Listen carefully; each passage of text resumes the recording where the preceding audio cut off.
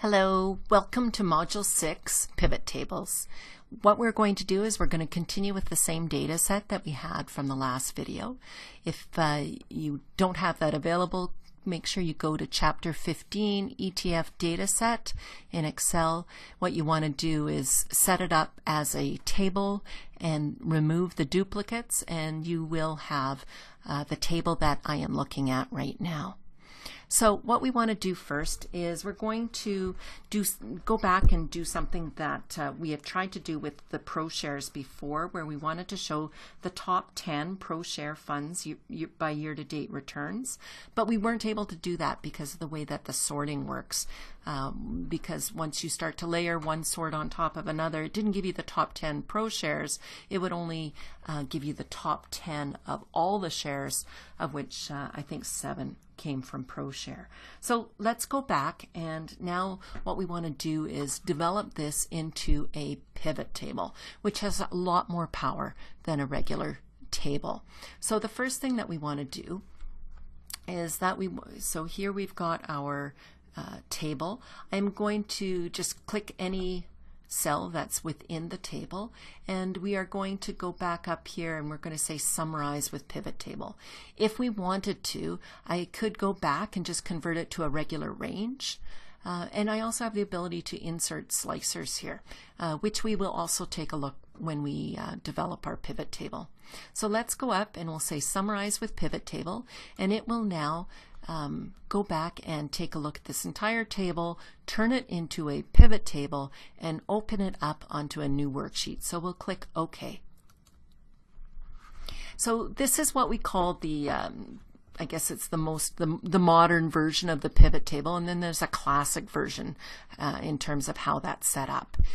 If you wanted to go back and see the classic version, or if you were interested to see what it would look like if you were opening it up in an older version of Excel, or if a pivot table is being created in Excel. No, first of all, I just want to show, as soon as you click outside of the pivot table, over on the right hand side, your fields disappear. If I click inside the pivot table, the fields will come back. So that's something handy to remember, because oftentimes you'll click inadvertently and you'll wonder where all of your fields went.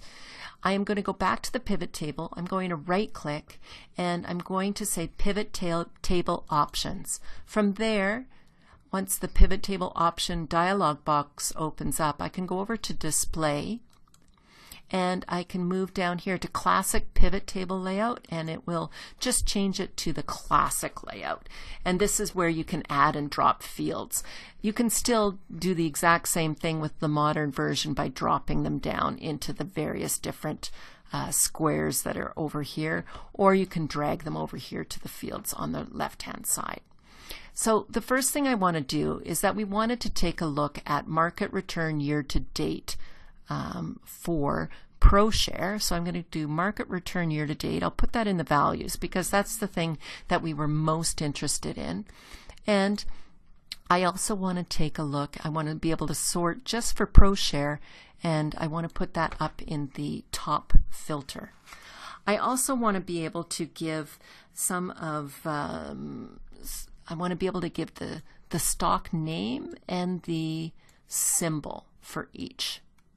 Let's see here. So I've got the symbol, and if I wanted to go up here to the ETF name, I wonder if I can put that down here. There.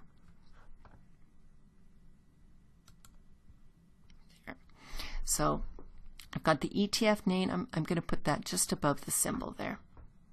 Perfect. So now you can see that for each of the stocks, I've got the stock and the symbol, and I've got over here, I've got the sum of the market returns. Now what I want to do is, if I take a look here, essentially I have a copy. I've got two rows that are identical to each other, and that's because I'm listing both the ETF name and the symbol. If I want them to show just on one, go up here to my design. And what I can do is I've got report layout. I can also show it in tabular form. And so that's one way that you can show it. And if I do that, There we go. Oops. You can see that I can do it in compact form, play around with these in outline form, and I've also got it in tabular form. I'll keep it in tabular, but one of the things and you'll notice by doing it in tabular form, it shows the symbol beside the name here.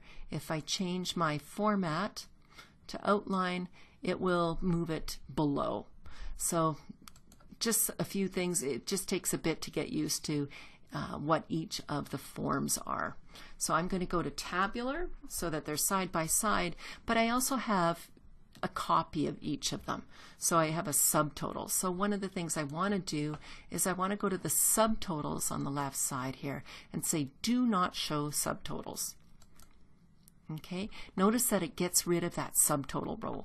So now all I have is all of my different stocks and the symbols beside them. I don't have a subtotal line underneath that it makes it difficult to read.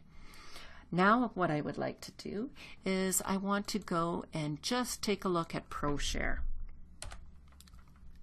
There we go, ProShare Advisors.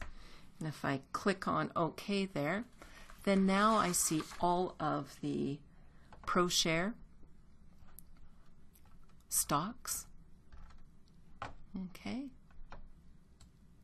And with all of the different ProShare stocks, I've got them set up so it says that it's the sum of each of the values, but it doesn't really matter because we've got only one stock for each of them.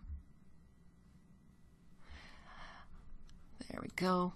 So I can actually go and change it to average, and that may make more sense. Excellent. So now I've got, and the reason why I would do average is because it wouldn't make much sense to take the sum of all these stocks. It does make sense to do the average of all of these stock prices. Okay. So what I'm going to do is I'm going to stop now, play around with these, and we're going to come back and we're going to take a look at how we might want to rearrange some of these items.